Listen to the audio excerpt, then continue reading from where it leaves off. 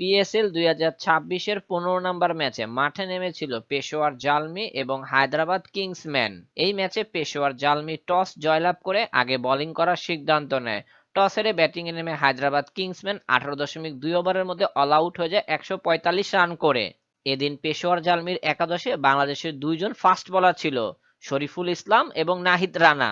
হায়দ্রাবাদ কিংসম্যানের হয়ে সর্বোচ্চ রান করেন কুশাল পেরেরা, 35 বলে 58 রানের একটা ইনিংস খেলেন। পিএসএল এর সকল ম্যাচের আপডেট আমাদের পেজ থেকে পেতে চাইলে অবশ্যই আমাদের পেজটি ফলো করে পাশে থাকতে পারেন। পেশোয়ার জালমির বোলারদের মধ্যে 4টি করে উইকেট দেখা পেয়েছেন ইফতেখার আহমেদ এবং সুফিয়ান মুকিম। এছাড়া বাংলাদেশের নাহিদ রানা 3 ওভার বল করে 30 রান খরচা করেছেন, শরীফুল ইসলাম 2 ওভার বল করে 21 রান খরচা করেছেন। 146 রান টার্গেটে খেলতে নেমে পেশোয়ার জালমি নির্ধারিত 20 ওভারে 6 উইকেট হারিয়ে জয়ের বন্দরে পৌঁছে যায়। সেই সুবাদে পেশোয়ার জালমি এই ম্যাচটা 4 উইকেটে জয়লাভ করে। পেশোয়ার জালমির ব্যাটারদের মধ্যে সর্বোচ্চ রান করেন ক্যাপ্টেন বাবর আজম, 37 বলে 43 রানের একটা ইনিংস খেলেন। এছাড়া শেষের দিকে ইফতেখার আহমেদ 10 বলে 15 রান করে দলকে জিতিয়ে তারপর মাঠ ছাড়েন।